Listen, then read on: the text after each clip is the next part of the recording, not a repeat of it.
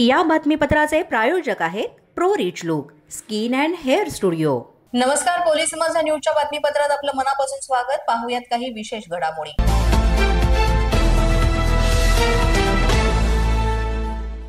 रेकॉर्डवरील सराईत गुन्हेगार आणि त्याचा साथीदार यांना ताब्यात घेऊन त्यांच्याकडून चोरीच्या मोटरसायकल जप्त करून गुन्हे शाखा युनिट 2 नाशिक तर्फे उत्कृष्ट कामगिरी करीत गुन्हे उघडकीस आणलेले आहेत। गुन्हे शाखा युनिट 2 चे पोलीस अधिकारी आणि अंमलदार चोरांचा शोध घेत असताना पोलीस हवालदार नंदकुमार नांदुर्डीकर आणि चंद्रकांत गवळी यांना गुप्त माहिती मिळाली की दोन व्यक्ती ह्या विना नंबर प्लेट चोरीच्या गाड्या विकण्यासाठी दत्त मंदिर चौकातील अमरनाथ जवळ नाशिक इथे विक्रीसाठी येत आहेत। त्यानंतर गुन्हे शाखा युनिट 2 चे प्रभारी अधिकारी सहाय्यक पोलीस अधीक्षक हेमंत तोडकर यांच्या मार्गदर्शनाखाली पोलीस निरीक्षक हेमंत बेनकोडी, सहाय्यक पोलीस निरीक्षक गुलाब सोनार यांच्या टीमनं सापळा रचून अनिकेत उर्फ सनी नंदराज अहिरे याला ताब्यात घेऊन त्याच्याकडून 2 बाईक्स हस्तगत करण्यात आल्या आहेत आणि आता याचा पुढील तपास सुरू आहे।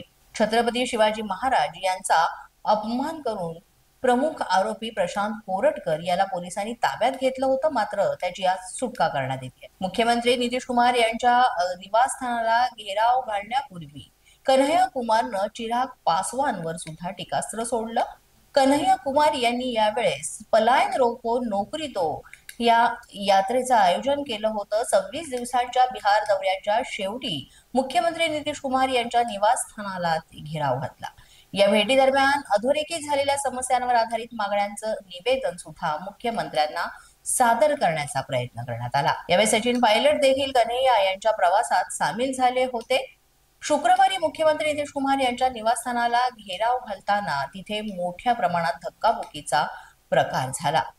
या बिहार दौऱ्यादरम्यान आलेल्या समस्यांबाबत नितीश यांना निवेदन देण्याचा प्रयत्न करण्यात आला, मात्र यावेळेस पत्रकारांशी त्यांनी संवाद सुद्धा साधला आणि उपस्थित केलेल्या प्रश्नांवर त्यांनी टीका केली। यामध्ये कन्हैया कुमार यांनी सांगितलं की अशा पद्धतीनं गरिबांचा शाप घेणं टाळा आणि त्यांच्यासाठी काम करा। पोलीस माझा न्यूजच्या बातमीपत्रात वेळ झाली एका छोट्या विश्रांतीची। पाहत रहा पोलीस माझा न्यूज। या बातमीपत्राचे प्रायोजक आहेत pro rich look skin and hair studio. विश्रांतीनंतर पुन्हा एकदा पोलीस माझा न्यूजच्या बातमीपत्रात आपलं मनापासून स्वागत।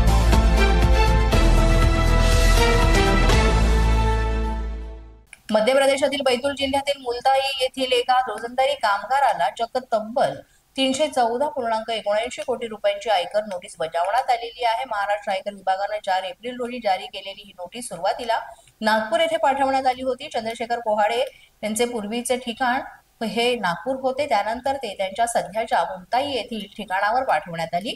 या घटनेमुळे त्यांचे कुटुंब पूर्णपणे हादरलं होतं। त्यांच्या पत्नीला या त्रासामुळे भावनिक मोठी त्रास सहन करावा लागला आणि उपचारासाठी रुग्णालयात दाखल करण्यात आलं। 314.79 कोटी रुपयांच्या अस्पष्ट उत्पन्नाचा हवाला देत प्राप्तिकर विभागानं केवळ नोटीस बजावली नाही, तर मुलताई नगरपालिकेला कोहाडे यांच्या मालमत्तेविरुद्ध जप्तीची कारवाई सुद्धा करण्याची विनंती केली। तथापि जेव्हा स्थानिक अधिकाऱ्यांनी अखेर त्याचा शोध घेतला तेव्हा त्यांना हे कळून धक्का बसला की कथित करोडपती हा एक सामान्य कामगार होता, जो उदरनिर्वाहासाठी संघर्ष करीत होता आणि त्याच्यावर अशा पद्धतीनं नोटीस बजावण्यात आले। पश्चिम बंगालमध्ये वक्फ सुधारणा कायदा 2025 विरोधात गुरुवारी निदर्शनं करण्यात आली। मंत्री सिद्दीकुल्ला चौधरी यांनी कोलकात्याच्या रामलीला मैदानात जमियते उलमा हिंदच्या पश्चिम शाखेतर्फे हे आयोजित एका भव्य रॅलीला संबोधित सुद्धा केलं। नवीन कायदा तात्काळ मागे घेण्याची मागणी करताना चौधरी यांनी सांगितले की 2014 मध्ये सत्तेत आल्यानंतर भाजप सरकारनं 1159 कायदे रद्द केले। अशा प्रकारे ते वक्फ सुधारणा कायदा देखील रद्द करू शकतात। केंद्र सरकार जोपर्यंत आंदोलन मागे घेत नाही तोपर्यंत आंदोलन सुरू ठेवण्याचं आवाहन त्यांनी यावेळेस दिलं। जमियते उलेमा हिंदच्या पश्चिम बंगाल युनिटचे अध्यक्ष म्हणून चौधरी यांनी पंतप्रधान नरेंद्र मोदी यांना कायद्याच्या विरोधात 1 कोटी साक्षर असलेलं निवेदन पाठवण्याची योजना सुद्धा जाहीर केलेली आहे।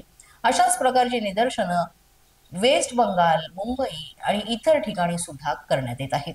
अशाच नवनवीन व्हिडिओसाठी पोलीस माझा न्यूजचं YouTube चॅनल सबस्क्राईब करा।